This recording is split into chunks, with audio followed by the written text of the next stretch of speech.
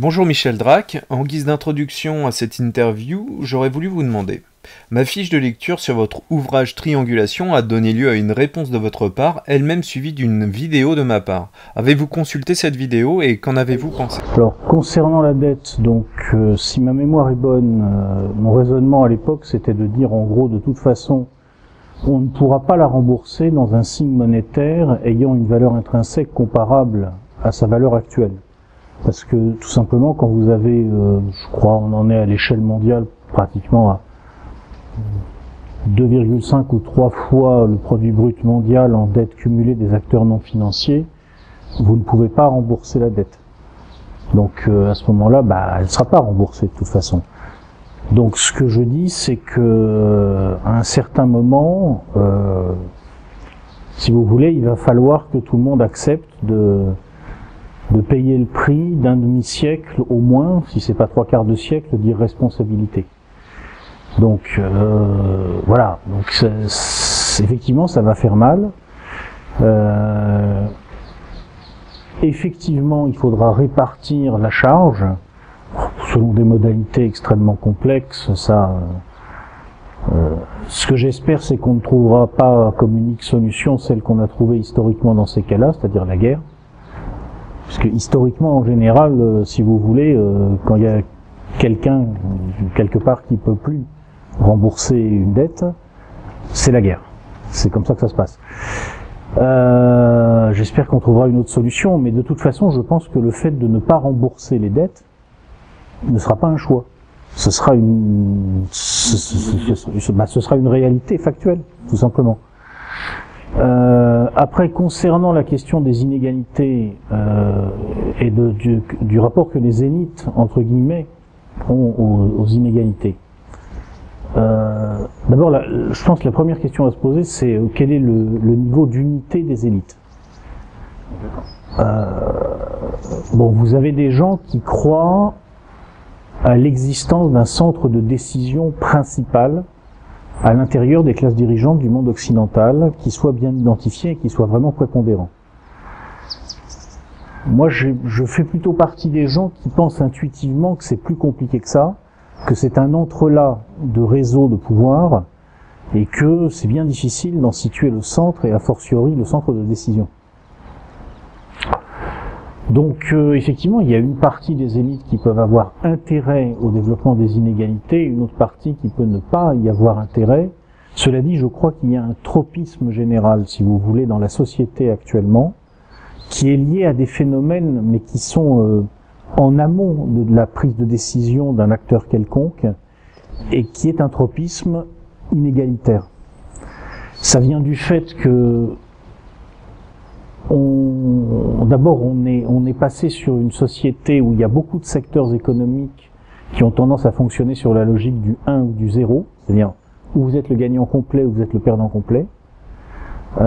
Ensuite, vous avez un système éducatif qui produit des effets inégalitaires paradoxaux, c'est-à-dire que mettre 80% d'une classe d'âge au bac n'est absolument pas quelque chose qui va favoriser l'égalité.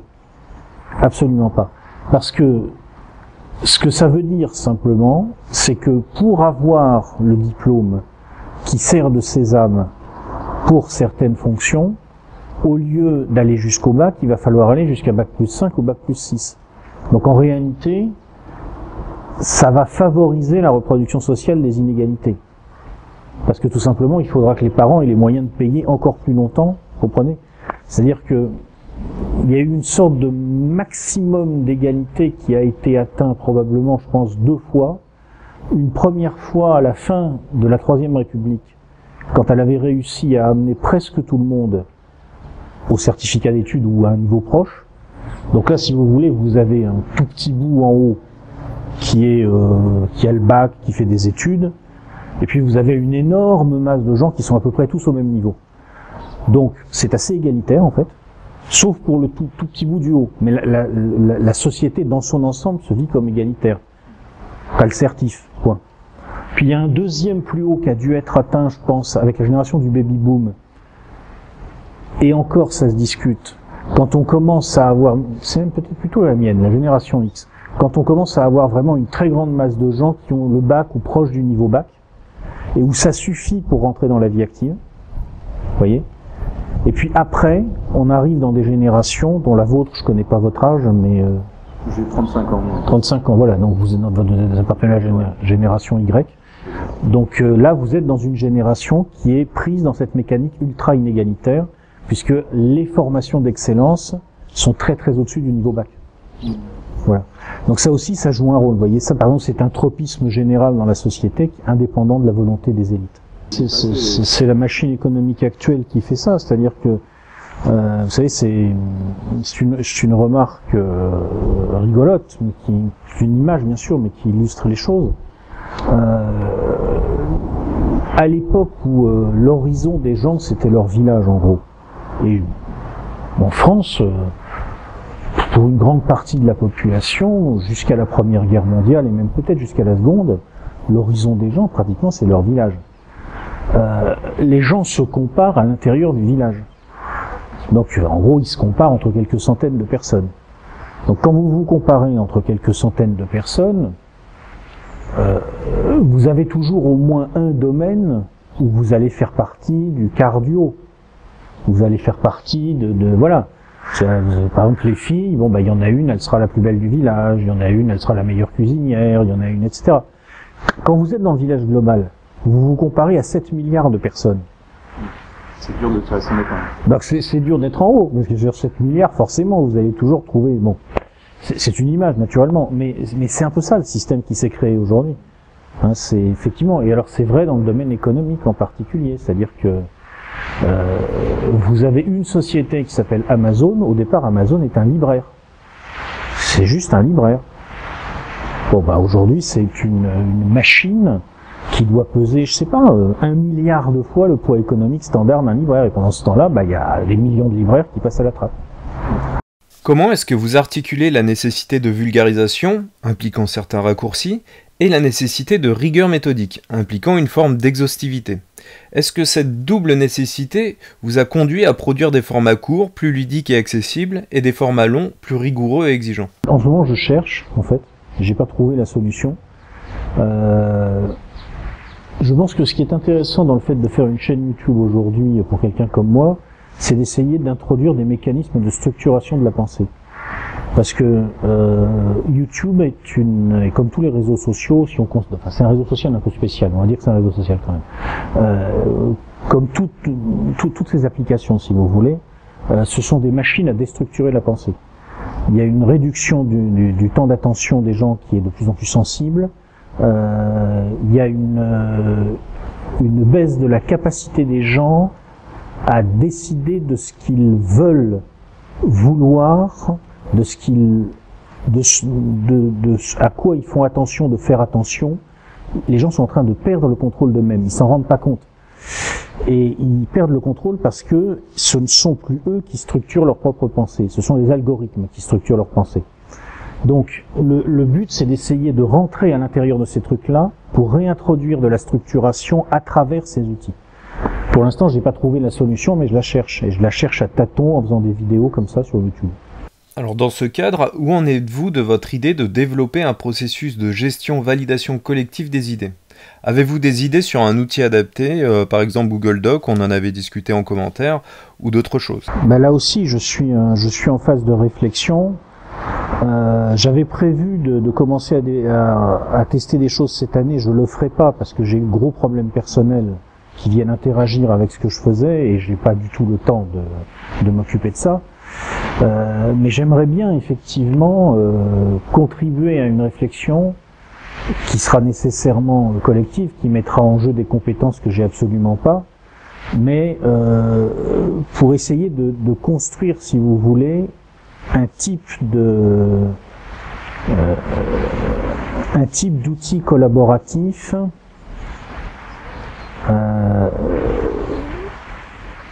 qui prennent le contre-pied de ce qui est en train de se passer aujourd'hui. C'est-à-dire qu'aujourd'hui sur Internet, le problème qu'on a en fait, c'est que si vous dites quelque chose de vrai, de structuré, de complexe, vous allez avoir une diffusion qui sera à peu près 1% de celle qui se fera spontanément si vous dites quelque chose de faux de déstructuré et d'ultra simple. C'est spontané. Je veux dire, en l'occurrence, c'est même pas la peine de chercher une théorie du complot, ça se fait juste spontanément. Les gens relaient, les gens répercutent, les gens sont attirés par le faux, le déstructuré et le simple. Alors, est-ce que vous y allez pas un peu fort? On peut reconnaître que vous, effectivement, vous êtes intéressé par les choses vraies, les choses complexes. Tout comme votre audience, les gens qui vous écoutent et vous suivent sont eux aussi intéressés par les choses vraies, les choses complexes, et c'est pour ça qu'ils ont beaucoup d'intérêt pour ce que vous pouvez leur dire. Cependant, est-ce qu'on pourrait pas dire que si on prend l'humanité dans sa globalité, il n'y a qu'une minorité de gens qui s'intéressent aux choses vraies et complexes, mais qu'une majorité de gens s'intéressent à des choses qui sont relativement simples, qui sont vraies ou fausses, mais en tout cas qui leur provoquent de grandes émotions, et c'est ça qui génère leur intérêt, et que au-delà du contexte actuel, c'est quelque chose qui a toujours traversé l'humanité, c'est pas propre à la situation actuelle. Peut-être, sûrement même d'ailleurs. D'ailleurs, il n'y a aucun jugement de valeur à porter pour les gens qui préfèrent les choses simples. Mais je pense que, je pense surtout en fait aux jeunes. En ce moment, je travaille sur les générations, sur la question des générations. Et je crois que ma génération a vraiment un rôle particulier à jouer, un rôle important. Nous sommes la dernière génération finalement à avoir connu un monde où quand on savait pas quelque chose, il n'y avait pas Google pour vous dire quoi. Nous sommes la dernière génération à avoir connu un monde où si on n'était pas capable de structurer soi-même sa pensée, il n'y aurait pas d'outils algorithmiques pour le faire à notre place. Et je pense qu'on a un travail à faire, parce que si vous voulez, je pense en gros que dans ma génération,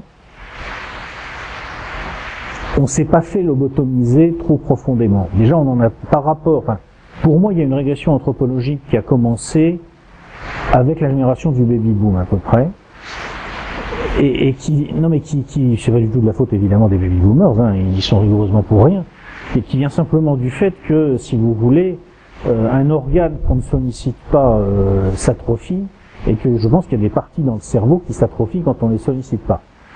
Et cette régression anthropologique, elle s'est un peu accélérée avec ma génération. Votre génération, la génération Y, c'est la première où vraiment on peut dire que vous êtes bien fait moudre le cerveau quand même, mais ceux à qui je pense surtout, c'est ceux qui viennent après. C'est-à-dire ceux, si vous voulez, qui auront grandi avec une tablette dans les mains. Parce que votre génération n'a pas grandi avec une tablette dans les mains. Vous avez été percuté par Facebook il y a seulement une dizaine d'années. Oui, après on a été aussi percuté par une régression manifeste de l'éducation nationale, l'apparition et la généralisation des postes de télévision dans les foyers.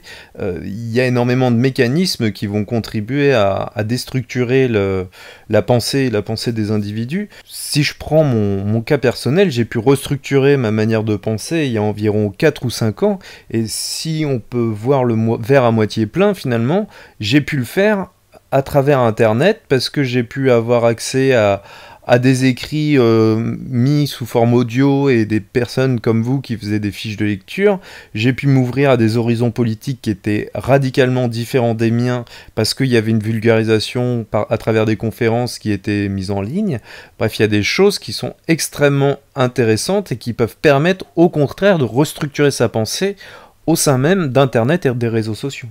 Et pour prendre même le contre-pied, je me dis que j'aurais été, avant l'apparition d'Internet, j'aurais vécu sous un moule idéologique antérieur à Internet, avec pour seul média la presse écrite, la radio et la télévision, et ben j'aurais jamais pu me sortir de ce moule idéologique. Donc quelque part, on doit aussi voir Internet comme une chance dans une certaine mesure.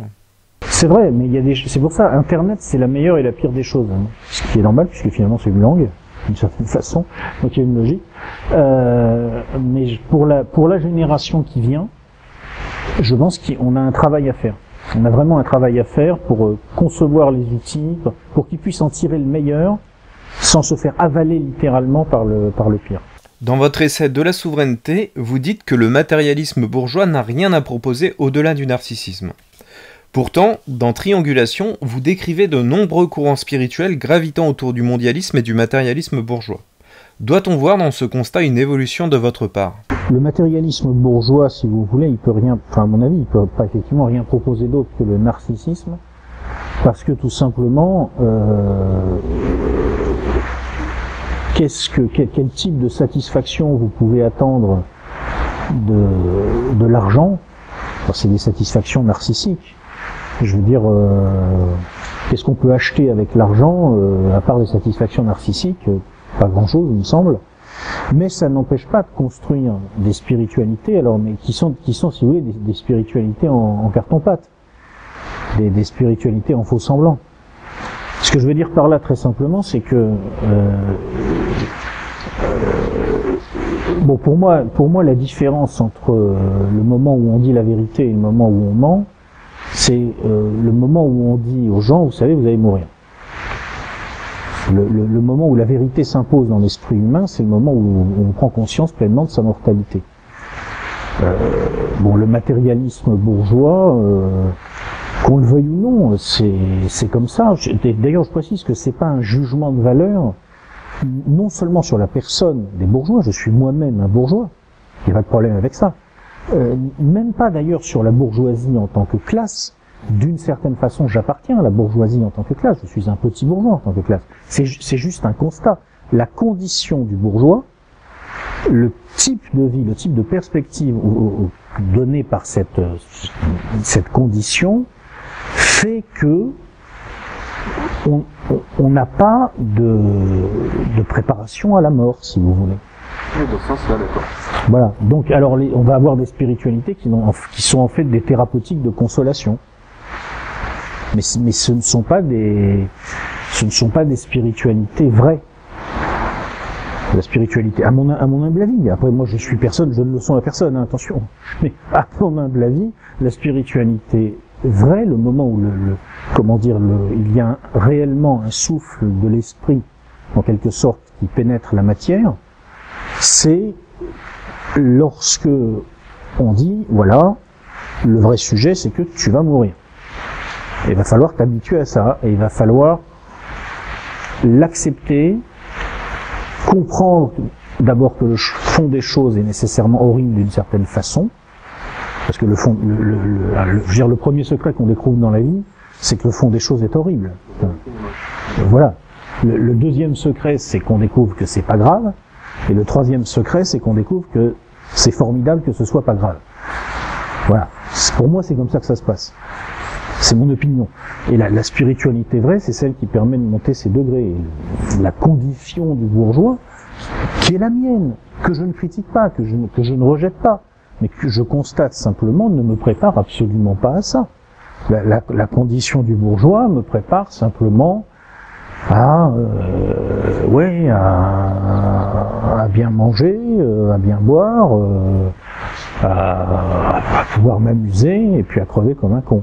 Alors un bon bourgeois pourrait très bien vous opposer que ce comportement consistant à accumuler de manière hystérique de l'argent, en réalité, c'est pas simplement une volonté narcissique de bien boire, de bien manger et de se faire plaisir en somme, mais c'est aussi une expression de la volonté de puissance en matière économique. Et en fait, cette volonté de puissance, pour lui, il peut dire qu'il a parfaitement conscience de la mort, il sait qu'il va mourir, il l'a parfaitement accepté, et que cette volonté de puissance économique, c'est qu'une manière d'amasser des biens pour les transmettre à sa lignée, et pour qu'en fait, elle soit plus forte et qu'elle puisse mieux survivre au monde.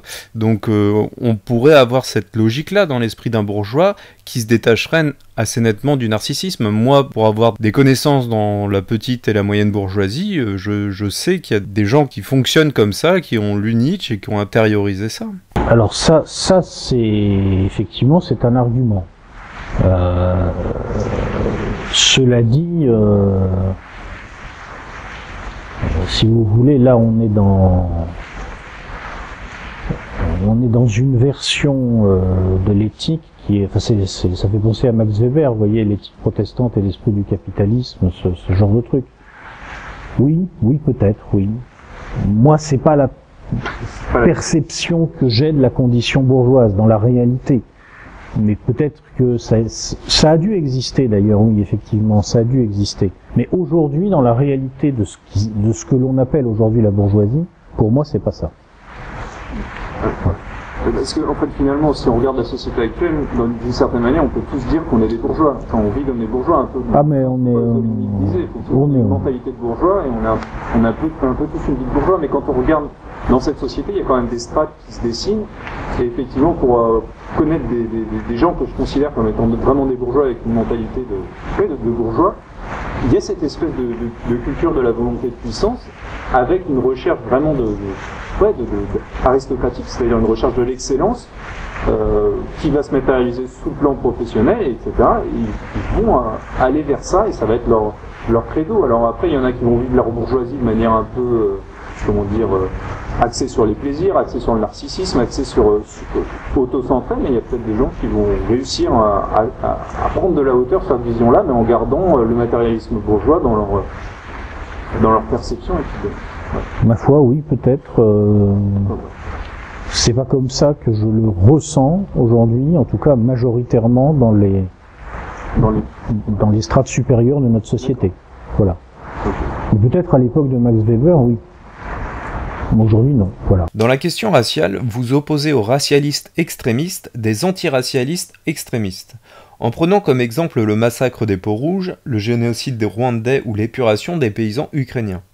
On pourrait quand même procéder à une objection. Ces massacres socio-ethniques n'ont pas comme fondement principal et explicite la motivation raciale ou humaniste. De même que les Romains n'ont pas massacré les Carthaginois pour la raison principale et explicite qu'ils n'étaient pas de la même race. Ne devrait-on pas voir dans ces massacres de simples manifestations de la volonté de puissance et la résolution de rapports de force sociaux et nationaux, et écarter l'incrimination de l'humanisme béat de ce brave Rousseau? Pour aller même plus loin, si l'on admet que le nazisme est la forme extrême d'une idéologie raciste ayant conduit à une épuration ethnique systématique, le strict reflet de cette idéologie, tournée en antiracisme extrémiste, ne serait-il pas le métissage obligatoire, c'est-à-dire l'interdiction ou la stérilisation des couples non mixtes?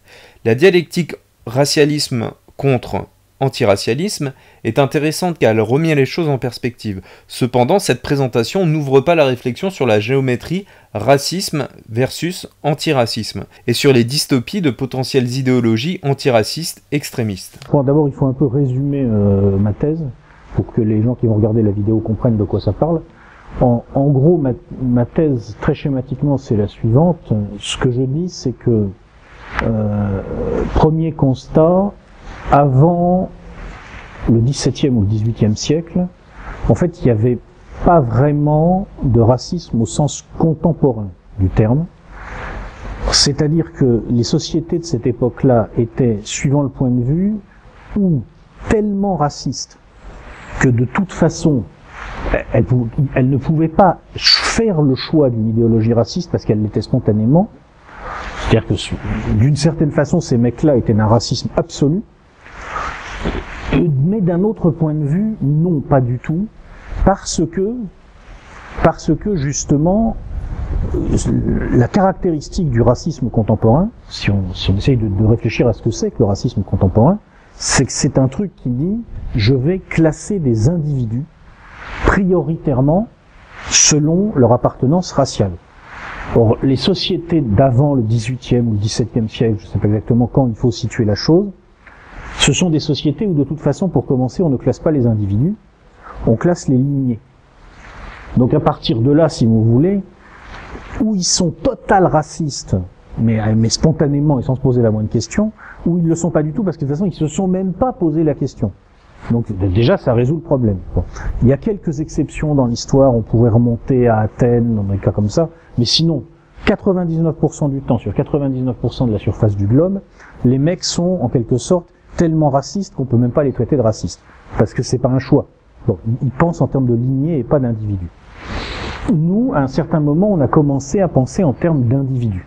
On a commencé à considérer qu'il fallait hiérarchiser des individus à l'intérieur d'une société. Au Moyen-Âge, ça choquait personne qu'un fils de serf soit serf, qu'un fils de noble soit noble. Parce que, comme on hiérarchisait pas les individus mais les lignées, ce qui aurait été choquant, c'est justement de ne pas transmettre la condition. Parce que l'entité sociale de base, c'était pas l'individu, c'était la lignée. Aujourd'hui, on vit une transition. La brique de base de nos sociétés, c'est de moins en moins la lignée et de plus en plus l'individu. Et c'est ce qui a fait émerger, paradoxalement, les idéologies racistes. Ça a aussi fait émerger les idéologies antiracistes, avec toujours cette idée qui est au cœur du sujet, qui est que on va mettre les gens dans une case en fonction d'un paramètre. Alors la différence, c'est que chez les racistes, on fait plein de petites cases et on met les gens sur plein de petites cases en fonction de l'appartenance raciale, alors que chez les antiracistes, on ne fait pas de cases. On fait un seul grand plan, une immense case, et on met tout le monde dans la même case. Mais dans tous les cas, il s'agit bel et bien de classer des individus en fonction d'un critère. Et ce que j'essaye de montrer, c'est que même si ni les racistes ni les antiracistes n'en ont conscience, en fait, les catégories de base de leur pensée sont les mêmes.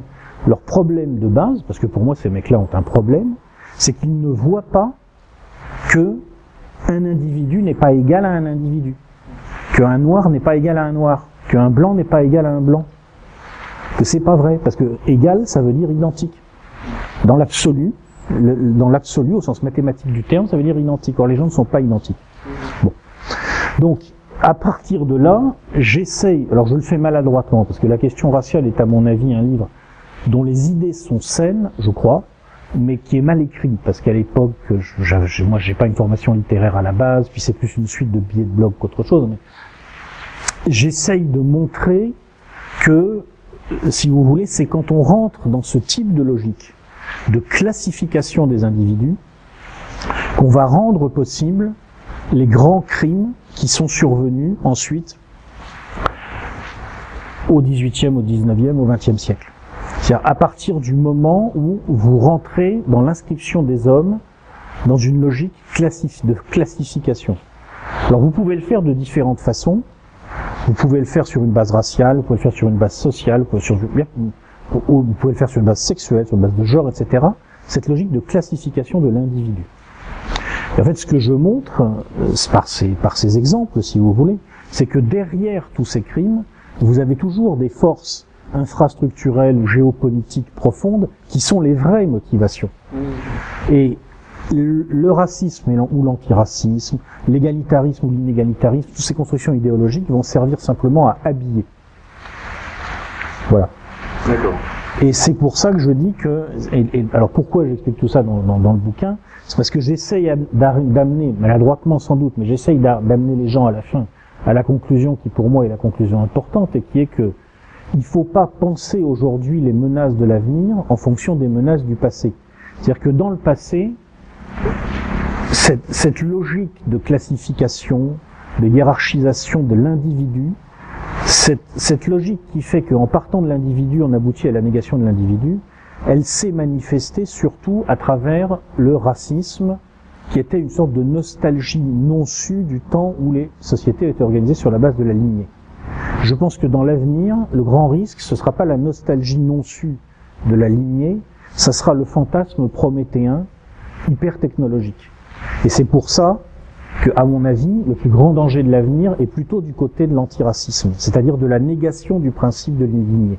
Soit hyper technologique, soit ultra égalitaire, voulant faire du métissage de manière systématique, ou alors que tout le monde soit hermaphrodite, ça peut être des projets de société qu'on peut envisager de manière égale finalement. Ça c'est pour l'instant. Mais là maintenant, on a un hurluberlu en Chine pour passer le week-end qui a fabriqué des jumelles OGM. Apparemment, je n'y connais rien techniquement, mais les biologistes ont trouvé une méthode pour éditer le code génétique. Vous imaginez ce genre d'outil entre les mains de gens qui ont complètement rompu tous les cadres de la filiation, qui partent du principe que l'être humain n'est plus engendré, mais potentiellement fabriqué? Où est-ce qu'on va là? Alors c'est pour ça que j'ai écrit la question raciale, c'est pour dire aux gens qui font une fixette sur la question du racisme et qui s'exaltent devant l'antiracisme. Attention, En cassant la nostalgie de la lignée, vous ouvrez la porte à des monstruosités bien pires que celles qu'a jadis donné la nostalgie de la lignée. C'est le sens de mon livre, en fait. Alors justement, c'est une excellente transition pour la question suivante, puisque toujours dans la question raciale, vous déclarez « Le comportement suicidaire que nous observons chez nombre de nos contemporains européens traduit de leur part une volonté inconsciente de mourir à cette paléo-humanité pré-technologique pour que naisse en eux une néo-humanité adaptée à l'ère nouvelle. » Mais ne s'agit-il que de cela? Le recul de la démographie n'a-t-il pas d'autres explications? Notamment pour expliquer l'étonnant contraste entre le baby-boom et le baby-crash en l'espace d'une seule génération. N'est-ce pas aussi, plus simplement, l'extrémité absurde et mortifère d'une idéologie ultra-individualiste, beaucoup plus qu'une volonté inconsciente de mourir à cette paléo-humanité? Oui, c'est vrai pour beaucoup de gens, c'est simplement qu'il n'y a plus de raison de se reproduire, mais je pense aussi que chez pas mal de gens, c'est souvent inconscient, cette idée que nous faisons partie des dernières générations humaines et que quelque chose d'autre doit arriver après. Et c'est vraiment très répandu chez beaucoup de gens. Je pense qu'il y a quelque chose, il y a quelque chose d'inconscient. Je pense que c'est inconscient. Mais je crois que chez beaucoup de gens, il y a cette idée. Alors peut-être pas dans la génération du baby-boom, parce que la génération du baby-boom, il y a une rupture de filiation déjà, puisque la génération du baby-boom, il y a un livre là-dessus d'ailleurs qui est très intéressant d'un monsieur qui s'appelle Jean-François Sirinelli, un livre qui s'appelle Génération sans pareil, où il analyse le baby-boom et où il montre que c'est une génération qui est un cas très particulier dans l'histoire parce qu'il y a eu une telle rupture anthropologique qu'elle a fabriqué ses propres archétypes. Mais à partir de ma génération, et a fortiori je pense la vôtre, il y a cette idée qui commence à se répandre, dont parle Bernard Stiegler d'ailleurs, que c'est la fin, quoi. À présent, je vais aborder la thématique du religieux et du spirituel. Dans une courte vidéo qui circule sur YouTube, Pierre Hilin résume votre point de vue spirituel qui serait, selon lui, du côté de la loi tandis que lui serait du côté de l'amour, en référence à une conversation entre lui et vous dans laquelle vous auriez déclaré « Dans l'Ancien Testament, il y a la loi, dans le Nouveau Testament, il y a l'amour. Moi, je suis resté fidèle à la loi. » Quelle est votre réaction à ce sujet? Oui, d'abord une précision, c'est que j'ai beaucoup de respect pour Pierre, pour son travail, et voilà, donc il n'y a pas de... Ce qu'il me dit est vrai, la totalité de ce qu'il me dit est vrai, la critique que j'exerce tient surtout au fait que nous n'avons pas le même point de vue, les fondements de référence ne sont pas les mêmes, donc les conclusions ne vont pas être les mêmes, et puis aussi au fait que je pense qu'il surévalue le poids des forces de l'esprit et il sous-évalue le poids des forces infrastructurelles. C'est-à-dire que je suis à mi-chemin entre lui et vous, j'ai l'impression, d'une certaine façon. Après, par rapport à ce qu'il dit, les catholiques,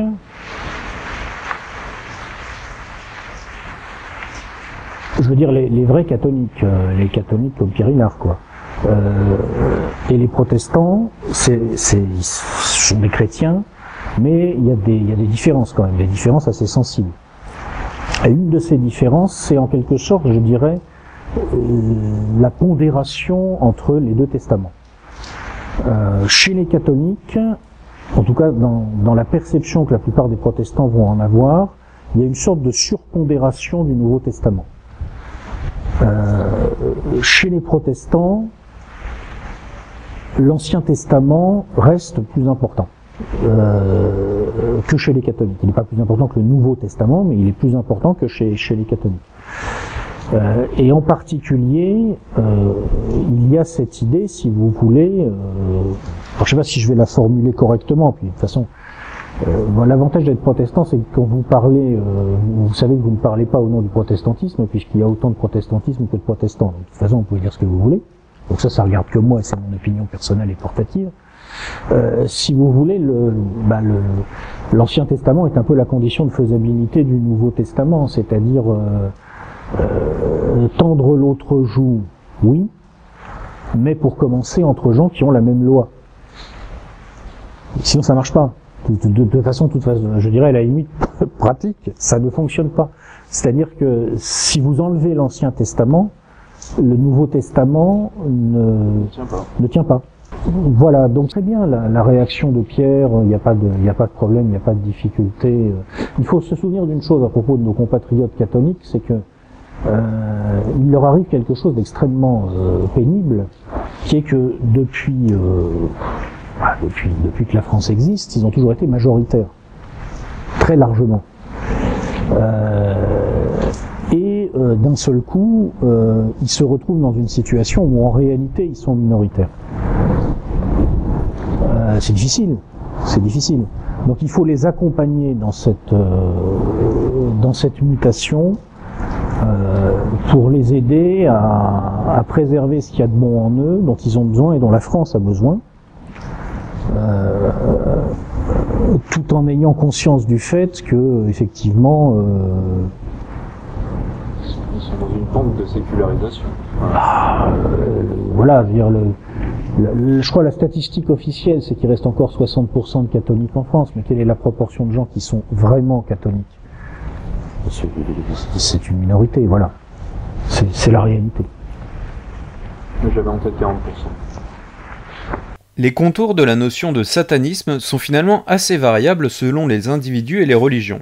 Bien que vous soyez chrétien, vous intégrez à votre grille de lecture morale la notion de volonté de puissance chère à Nietzsche. Pourriez-vous esquisser une définition complète et personnelle de ce que recouvre selon vous la notion de satanisme? Et, plus généralement, pour conclure cette question, comment décririez-vous en quelques mots votre paradigme spirituel religieux et votre idéal moral? Déjà, définition personnelle du satanisme, vous savez, je prétends pas être un théologien, moi je crois que le satanisme commence quand on cesse de craindre Dieu. C'est l'absence de la crainte qui est caractéristique en général, je crois, des gens qu'on qualifie de sataniques. Je pense que cette absence de la crainte, elle vient de l'illusion qu'on sait mieux que Dieu, si vous voulez, c'est-à-dire la confusion entre la réalité qu'on perçoit et qui n'est jamais qu'une représentation, et puis le monde réel qu'on ne connaît jamais. Et donc je dirais le satanique finalement c'est l'homme qui se prend pour Dieu, qui se ment à lui-même et qui se ment à lui-même en se prenant pour Dieu. C'est l'homme de péché qui se met à la place de Dieu dans le temple. Je crois d'ailleurs que c'est la définition dans l'Apocalypse à la fin, si ma mémoire est bonne, mais il faudra vérifier parce que je suis pas. Ça doit être un truc dans ce goût-là. Donc moi, ça serait ma définition personnelle, voilà. Et alors après, l'autre, vous voulez savoir ma vision du monde, en gros. Votre vision du monde, votre paradigme religieux, vous êtes protestant, vous me dites. Je suis chrétien, je ne suis pas catholique. Et c'est à travers Luther et Calvin que j'ai compris ce que je crois avoir compris du christianisme. D'accord.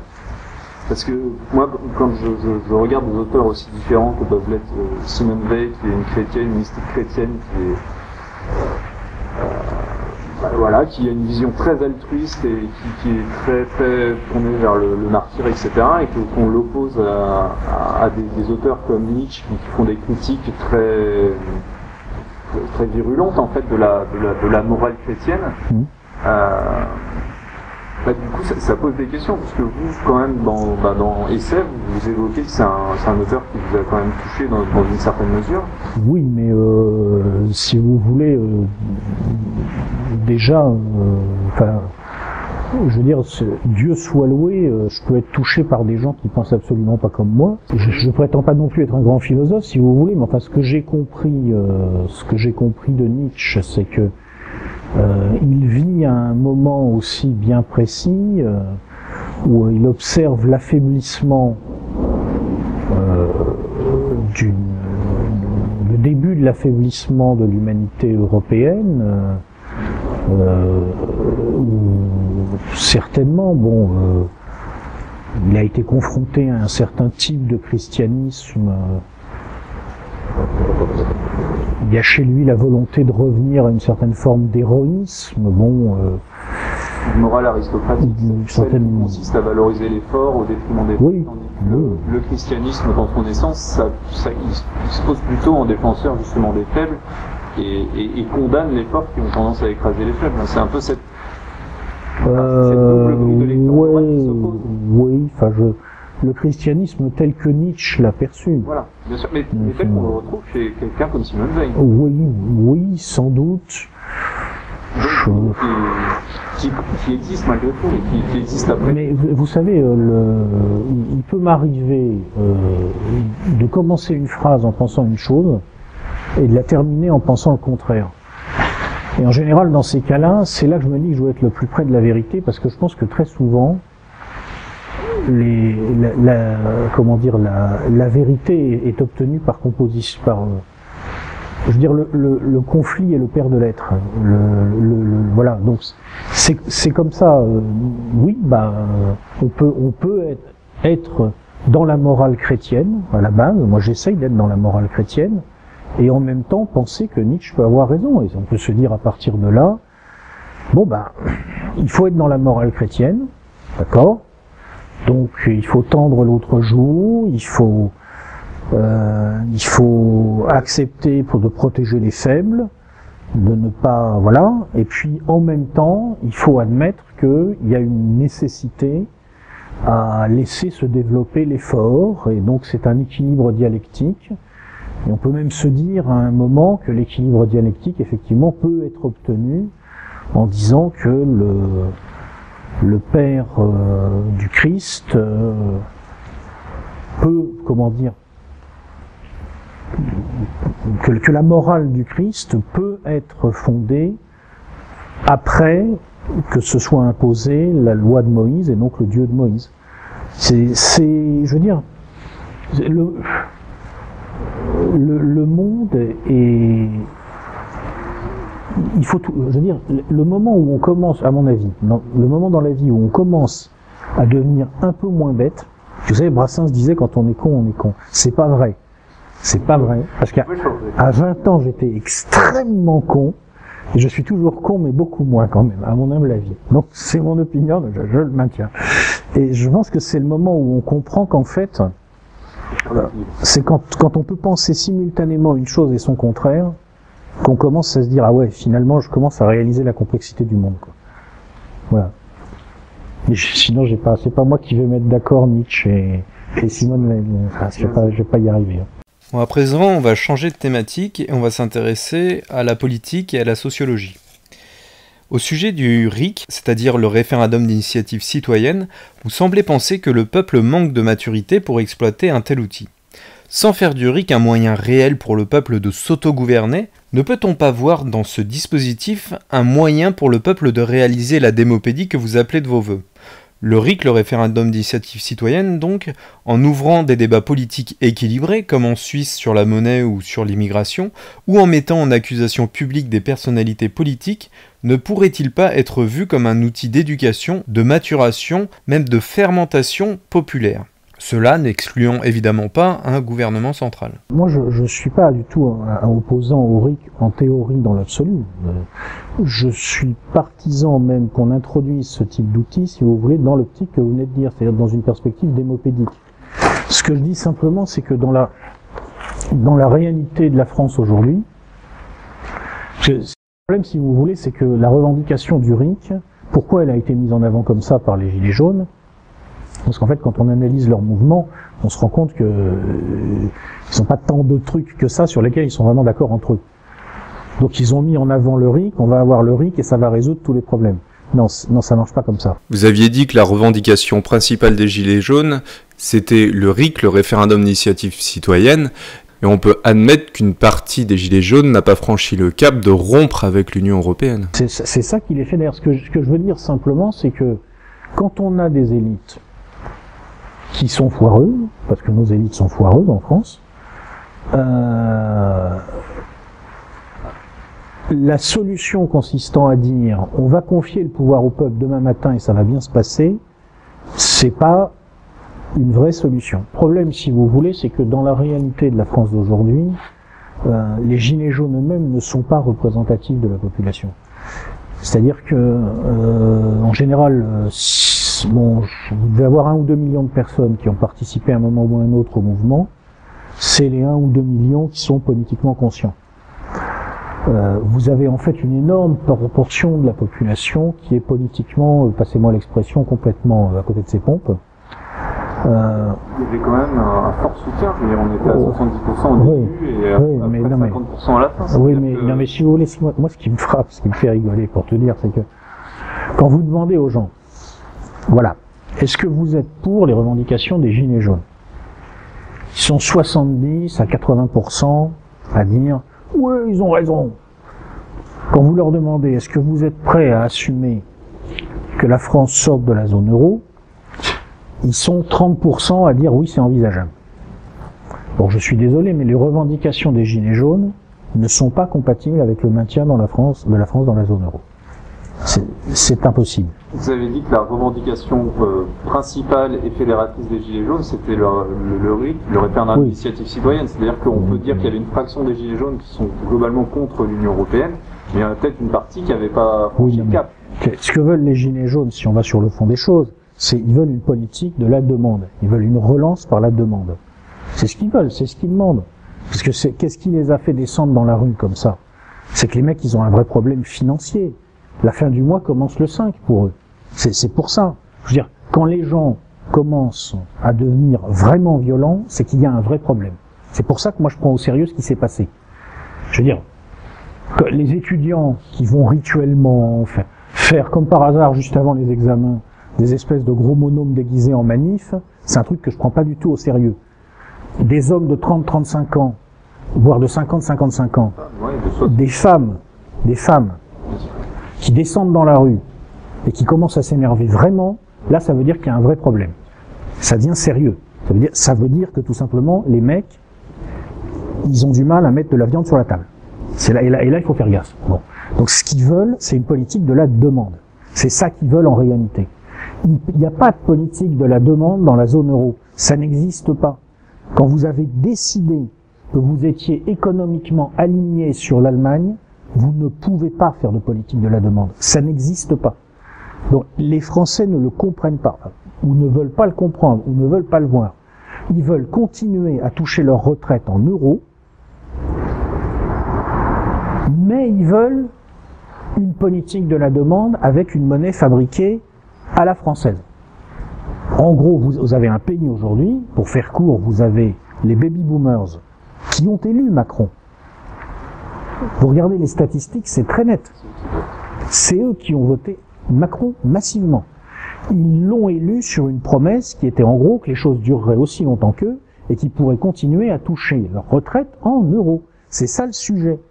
Et vous avez le reste de la population, dont les baby-boomers pauvres évidemment, mais surtout les générations X et Y, qui veulent une politique de la demande, parce que la politique de l'offre dans laquelle on est actuellement, qu'est-ce qui se passe? Quand vous ne pouvez pas ajuster le coût du travail par rééquilibrage en jouant sur le levier de l'inflation, quand vous ne pouvez pas faire en réalité ce qui s'est passé en mai 68, et qui a entraîné la dévaluation de 69, ce qui, il faut s'en souvenir, est à l'origine du sommet de La Haye et de la démarche qui va déboucher sur l'euro 25 ans plus tard, parce que c'est comme ça que ça s'est fait. Eh bien, vous êtes coincé. Vous ne pouvez pas la politique de la demande. Et vous avez 80% des Français qui disent « Ouais, on veut une politique de la demande », mais vous en avez aussi 70% qui disent « Ouais, mais on veut garder l'euro ». Et vous allez leur donner le pouvoir, mais qu'est-ce qu'ils vont en faire? Il va y avoir un RIC qui va dire « Bon, alors on veut une politique de la demande ». Ouais. Et un autre RIC qui va dire « Bon, on sort de l'euro ». Non. Et après, il se passe quoi? Vous croyez que vous croyez que vous allez expliquer ça aux Allemands et que les Allemands ils vont dire « Ah bon, on va payer alors ».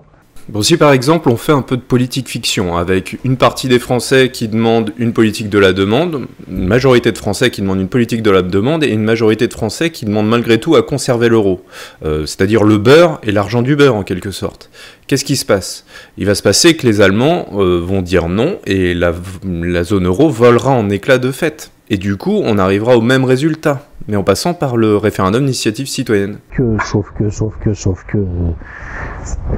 sera une sortie hard. Ça va être hardcore. Voilà.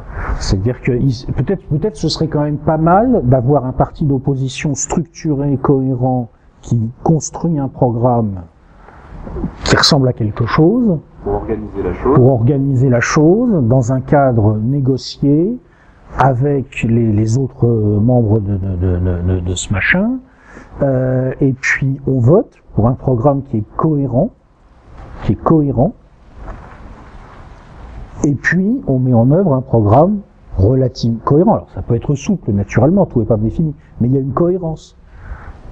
Voilà, donc c'est pour ça que moi je pense que le RIC comme outil démopédique, oui, le RIC pour des sujets de société, oui, le référendum local surtout, parce que ça c'est très responsabilisant pour les gens, ils comprennent tout de suite, ils voient tout de suite, mais la définition des grands choix politiques français à travers un outil comme le RIC,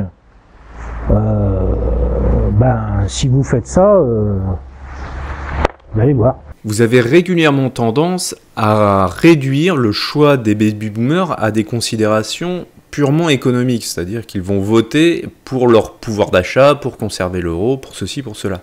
À titre personnel, les baby-boomers que je connais, ou même d'autres personnes qui vont voter Macron au deuxième tour systématiquement, et même parfois au premier tour, ces personnes-là le font pas par considération économique, hein. Je les ai jamais entendus justifier leur vote de cette manière-là. La plupart du temps, ils le justifient parce qu'ils ont peur du Front National et parce qu'ils écoutent France Inter, c'est-à-dire des raisons essentiellement idéologiques. Ils le justifient par des croyances personnelles. Vous disiez un peu plus tôt que je prenais pas assez en compte certaines dimensions religieuses, et je veux bien l'admettre.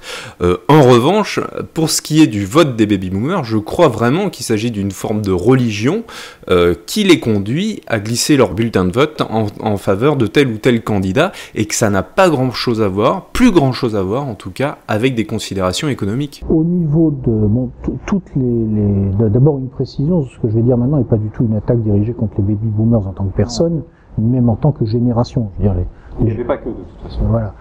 Mais c'est vrai que bon, les baby-boomers présentent, ils ont donné une prime très importante à Macron, très importante. C'est une génération qui a la particularité de n'avoir jamais été confrontée au caractère tragique de l'histoire. C'est-à-dire que c'est une de ces générations, si vous voulez, qui peut fabriquer une grande tragédie de façon totalement involontaire parce qu'elle ne sait pas que l'histoire est tragique. Vous avez déjà un livre qui parle d'une génération qui ressemble étrangement aux baby-boomers, un livre de Jacques Bainville qui s'appelle « Histoire de trois générations », où il parle de la génération qui a conduit au désastre de 1870. Et il y a une ressemblance. Quand vous regardez les hommes qui dirigent la France et qui vont la conduire au désastre de 1870, ils sont pratiquement tous nés à la fin du Premier Empire ou juste après. C'est-à-dire que, si vous voulez, ils n'ont jamais connu le tragique. Ceux d'avant, ils ont vécu les guerres du Premier Empire, donc ils savent comment ça fonctionne. Mais là, vous avez une génération qui a jamais vécu le tragique. Ils ont vécu dans un couple. Et le baby-boom est un peu comme ça. Et alors ils ont effectivement une vision du monde, à mon avis, qui est assez déconnectée du réel. En plus, ils se sont identifiés à la construction européenne. Ils ont été vus par leurs parents comme la génération qui allait enfin en finir avec le conflit franco-allemand. Il y a une religion du couple franco-allemand qui n'existe que dans leur imaginaire. Alors, ouais, mais elle a été retranscrite aussi aux générations suivantes. C'est-à-dire que moi, on m'a élevé aussi dans le mythe. Dans le mythe en question, mais chez eux, c'est eux qui ont incubé ce truc. Hein. Et ils sont là-dedans complètement. Il y a de l'irrationnel. Ouais, c'est vrai. Ouais, c'est vrai. Alors on va aborder maintenant une autre question sur les thèmes politiques et sociologiques. Quels sont, selon vous, les facteurs de toute nature structurant, favorisant tel ou tel système politique ? Alors, c'est une question très très large. On peut penser par exemple aux structures médiatiques. Par exemple, un média horizontal, ça va avoir tendance à favoriser un système politique très décentralisé, hein, tandis qu'un média vertical, beaucoup moins. Et par exemple, aussi, il doit y avoir d'autres facteurs de type culturel, puisque Sparte et Athènes, qui ont vécu avec les mêmes médias à la même époque et dans la même zone géographique, avaient des systèmes politiques très très différents l'une et l'autre. Donc, est-ce que vous avez un point de vue à ce sujet-là? Sparte et Athènes, c'est l'histoire qui explique la différence. Il y a la culture aussi. Il y a l'histoire aussi. C'est l'histoire, parce que Sparte naît, si ma mémoire est bonne, d'une invasion dorienne. Alors, je sais pas si elle est dorienne, mais effectivement, c'est lié à une invasion qui n'a pas forcément subi Athènes en direct. Voilà. Et ça a entretenu une espèce de militarisme exacerbé. Voilà, ce qui fait qu'ensuite Sparte s'est tournée vers comment dire, une forme de domination terrienne, avec une aristocratie terrienne et militaire, alors que Athènes s'est tournée vers la mer. Quels sont les facteurs qui vont expliquer un système politique ou un autre? Bon, il y a l'opposition classique terre-mer, le nomos de la terre, le nomos de la mer, n'est-ce pas? Il y a l'histoire, bien entendu, il y a l'état du système économique, l'état des forces productives. Je veux dire, la Révolution française n'est pas pensable sans la presse, sans l'émergence de la presse. Je veux pas dire ce qui est le plus structurant, je sais même pas si c'est toujours la même chose à toutes les époques. Ouais, je pense que la question, si vous voulez, est tellement vaste, tellement complexe, des combinaisons tellement multiples que... Ouais. C'est impossible d'y répondre, en fait. La vision que vous donnez des communautés primitives et héritées de Pierre Clastres fait la part belle aux violences et aux inégalités. Est-ce que vous avez consulté les travaux d'Emmanuel Todd relatifs aux familles nucléaires primordiales ou les descriptions des démocraties primitives ayant un pouvoir politique presque totalement décentralisé évoquées par Pierre Clastres lui-même? Dans une certaine mesure, ces inégalités et ces violences ne se conjuguent-elles pas avec un ordre et une égalité politique? Moi, ce que j'ai retenu, je vais hyper simplifier, ce que j'ai retenu de Pierre Clastres, si je devais dire les choses de façon humoristique, c'est que moi j'ai lu Pierre Clastres comme un mec en fait qui dit à Jean-Jacques Rousseau, bon écoute, moi je suis allé voir chez les sauvages, et tu sais quoi, banane? Et ben quand il n'y a pas de propriété, les mecs ils se tapent dessus pour les bonnes femmes. Voilà, c'est-à-dire que si je dis que les sociétés primitives sont violentes, c'est parce que l'idée que c'est surtout, enfin si ma mémoire est bonne, c'est surtout par rapport à Rousseau, et à cette idée qu'a Rousseau que la propriété est l'origine de la violence entre les hommes, etc. Mais non, enfin je veux dire, chez les primitifs, il y a effectivement, souvent ils sont dans leur forêt, ils n'ont même pas de territoire précis, ils ont des territoires de nomadisme assez vagues, mais ça les empêche pas de se taper dessus, de se faire même des guerres d'extermination. On le voit dans le principe de Lucifer, d'ailleurs un livre que j'ai découvert dans votre ouvrage Essai, où effectivement il parle des Yanomamo, une tribu qui cultive la violence à l'extrême pour se répandre et pour agresser les autres tribus.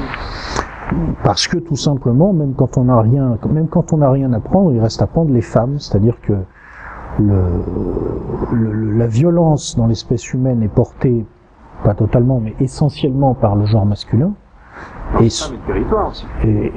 Et le territoire, même chez des nomades qui n'ont pas de territoire précis, il reste les femmes. En fait, moi, ce que j'ai compris d'archéologie de la violence de Pierre Clastres, c'est vraiment le Clastres dit à Rousseau, bah, tu sais quoi, banane, moi je suis allé voir sur place, et en fait, il y a pas le mec là, le salaud qui dit ceci est à moi, etc. Et pourtant, crois-moi, il se tape dessus, quoi. Voilà. Bon, peut-être c'est moi qui n'ai rien compris à Pierre Clastre. Non, bien sûr, il y a cet aspect de grande violence, mais il y a aussi cet aspect de résolution des conflits à travers des réunions de villages où tout le monde peut prendre la parole, c'est-à-dire des systèmes de résolution politique qui sont relativement sans violence, extrêmement égalitaires, donc démocratiques dans leur fonctionnement. Bien sûr, toutes les situations existent. Je ne dis pas que les primitifs sont incapables de réguler leur vie. Au contraire, ils la régulent beaucoup, d'après ce qu'on sait. Mais il n'en reste pas moins que l'idée... Oui. De Rousseau, selon laquelle il n'y aurait pas de violence et qu'elle serait liée à la propriété. C'est faux, c'est tout. Donc on va continuer avec les questions sur le plan géopolitique maintenant. Avez-vous lu la critique de François Héran de la thèse de Stephen Smith de la ruée vers l'Europe, dont vous avez fait une note de lecture? Si oui, qu'en pensez-vous? Ce que j'en pense, c'est que vous avez des gens qui discutent pour savoir est-ce que oui ou non on peut généraliser à l'Afrique noire ce qui s'est passé au Mexique. Bon. Ce que j'en pense, c'est que le débat est relativement vide de sens, parce que de toute façon, on est devant une situation que personne n'a jamais vue et qui n'a aucun précédent. C'est-à-dire que là, ce qui va se passer en gros en Afrique, depuis les années 30, la logique c'est tous les 30 ans, la population double en Afrique noire.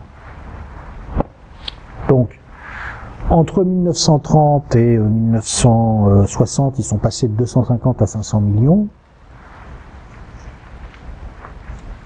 Non, ils sont passés de... Attendez, faut que je refasse le calcul à l'envers. Là, actuellement, ils sont 1,2 milliard. Donc ils étaient 600 millions en 1990, ils étaient donc 300 millions en 1960, ils devaient être 150 millions en 1930, ils ont dû être 150 millions en 1930, 300 millions en 1960, 600 millions en 1990, et là ils sont 1,2 milliard en 2020 ou quelque chose comme ça. Bon.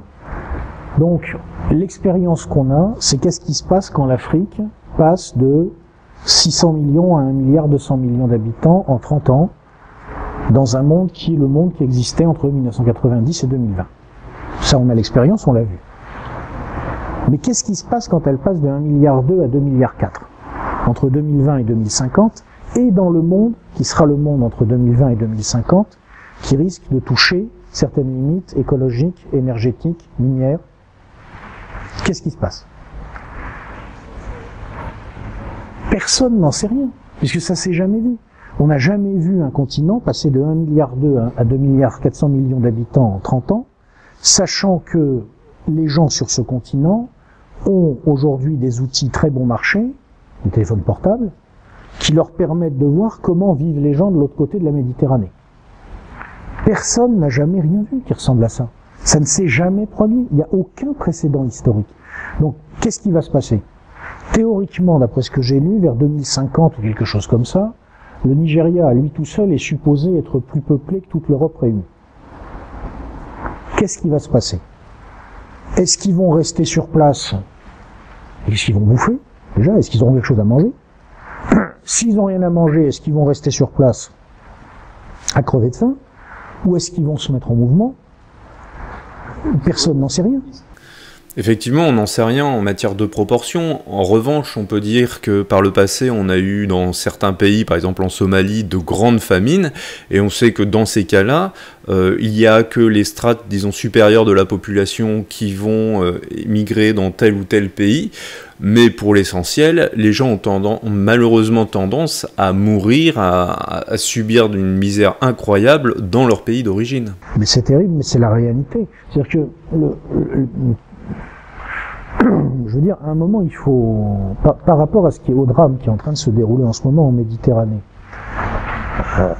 ce qu'il faut avoir le courage de dire, je crois, c'est que moi, c'est un truc, je veux dire, ça me fait pas du tout plaisir de le dire, mais je pense qu'il faut l'assumer. Si vous voulez, c'est la situation de la médecine du champ de bataille. Vous savez, le médecin du champ de bataille, on lui amène des mecs qui sont en train de crever, il doit choisir ceux qu'il va sauver. Et il choisit lesquels, ceux qu'il peut sauver vite, pour en sauver le plus possible. Donc ça veut dire qu'il y a un moment où il prend la décision de laisser crever les mecs. Parce que si je laisse crever celui-là, j'ai le temps de sauver ces deux-là. Voilà, alors je fais ça. La situation qui va se produire, à mon avis, en Afrique, si les choses tournent mal, ça va être ça. Sauf que ça va pas être 3 mecs sur des civières, ça va être 1 milliard de personnes. C'est-à-dire qu'on va potentiellement devant une catastrophe humanitaire monstrueuse.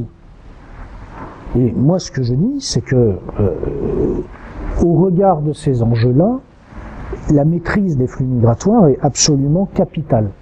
Absolument capitale. Et si pour maîtriser les flux migratoires, il faut laisser mourir quelques centaines de personnes en Méditerranée, évidemment c'est tragique, évidemment c'est horrible.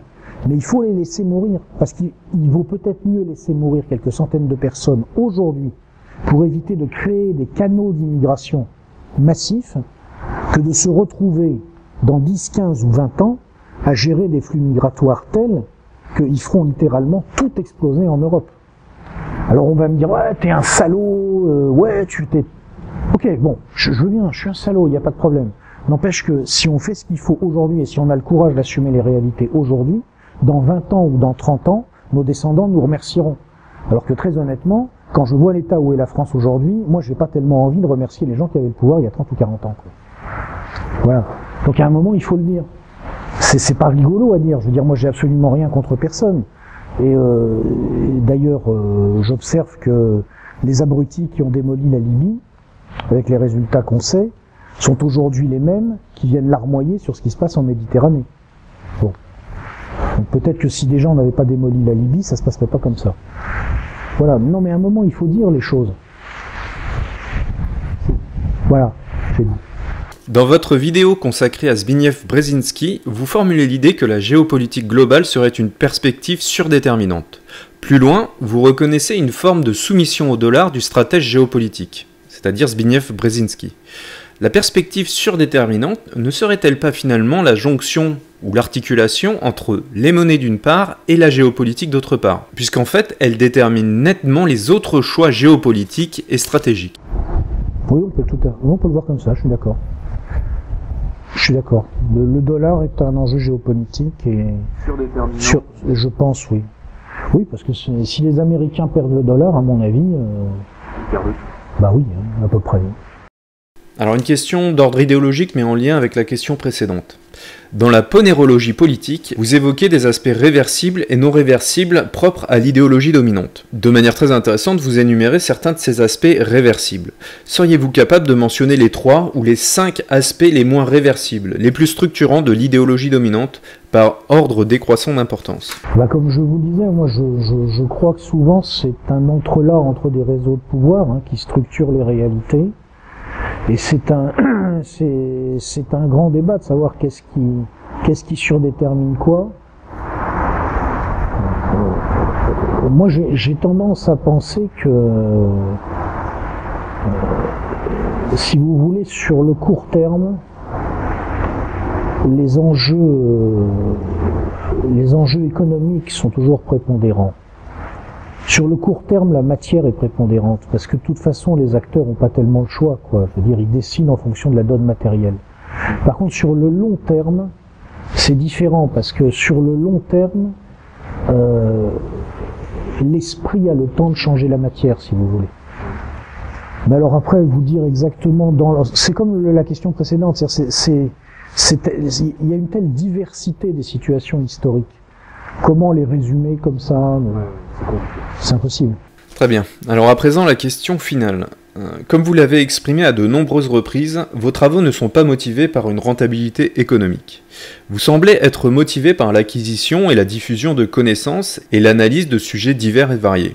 Dans les faits, votre public est uniquement le récepteur de votre pensée, excepté lorsqu'il vous offre des commentaires pertinents. Toutefois, l'intérêt relatif que vous portent vos auditeurs constitue une ressource considérable et pourtant relativement inexploitée. Ma question est donc la suivante. Si votre objectif est l'acquisition et la diffusion de connaissances, comment pourriez-vous mobiliser de manière efficace la ressource que constitue l'intérêt de votre public? C'est ce qui me tracasse en ce moment. Bon alors, pour l'instant, moi j'ai fait une expérience qui est que on peut écrire voir Macron et garder son boulot. On peut écrire, voir Macron et ne pas se faire exclure de la vie sociale. Ça c'est un truc qui m'énerve quelquefois chez les commentateurs qui postent sous pseudo sur Internet. C'est les mecs qui sont cachés derrière leur pseudo et qui se permettent de donner des leçons de courage. Je veux dire, mais putain, mais j'ai vraiment envie de leur dire, mais les mecs, mais est-ce que vous vous rendez compte à quel point vous êtes ridicules, quoi. Même une sorte de grosse baltringue minable comme moi est moins ridicule que vous, quoi. Donc rendez-vous compte quand même. Prenez la mesure. Bon. Après, bah en ce moment j'y réfléchis.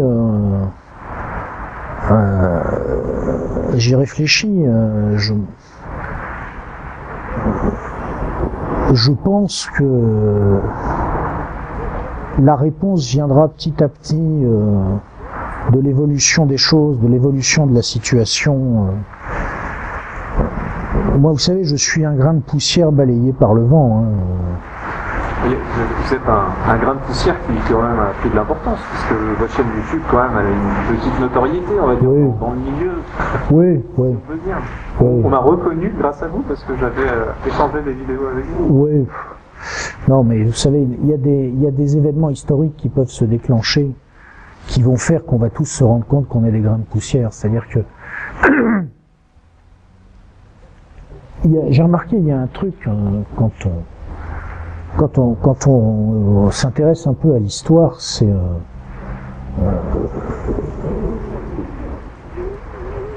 le 1er janvier 1914. Si on avait dit aux Français qui fêtaient le Nouvel An, voilà à quoi va ressembler votre prochain réveillon, mais il n'y en a probablement pas un qui l'aurait cru. Il n'y avait pas une espèce de préparation psychologique avec la guerre et l'Allemagne, il n'y avait pas une revanche. Oui, mais c'est pas sorti de nulle part, c'est pas oui, le lapin qui est sorti du chapeau. Non, c'est pas le lapin qui est sorti du chapeau, mais ils avaient aucune idée de ce que ça impliquerait. Ils avaient personne. Enfin, je veux dire, il faut voir que. Ça vous dérange pas si je mange? Non, je vous en prie. Donc, monsieur. En 1900, en août 14, quand la guerre éclate, la plupart des Français, je pense qu'elle va durer quelques semaines. Ça, c'est vrai. On pensait que la guerre serait vite gagnée. Et en Allemagne, on pensait que la guerre serait vite gagnée aussi. Voilà. Je crois que l'année 1914, enfin, je veux dire, le taux de perte quotidien est monstrueux. Le août-septembre 14, je crois, il y a 400 000 morts en 2 mois ou quelque chose comme ça. C'est monstrueux. Donc, très peu d'entre eux l'imaginaient. Pensez aux Français qui partent pour les congés payés, qui sont parmi les premiers de l'histoire, au mois d'août 1939. Alors eux, pour le coup, ils ont vraiment, je veux dire, vous imaginez les types qui ont ouvert leur journal le jour où on a annoncé la signature du pacte Ribbentrop-Molotov. Mais attendez, là, c'était pas le programme, on était supposé être en vacances. Voilà, donc nous sommes des grains de poussière balayés par le vent, et puis il faut survivre malgré tout. Il faut survivre malgré tout, puis essayer de faire ce qu'on peut là où on est, quoi. Exactement. Voilà, c'est tout. Après, ouais. Très bien. Vous voulez qu'on arrête là? Écoutez, si vous avez terminé, oui, moi ça me... J'ai terminé la vidéo, après, on peut peut-être discuter, hein, ou pas. Alors moi j'ai un train à 16h55 à Montparnasse, donc j'ai mon temps. Ouais, j'ai le temps. Je sais pas si ça vaut le coup de le faire. Non, peut-être qu'on va arrêter la séance là. Si vous voulez. Parce que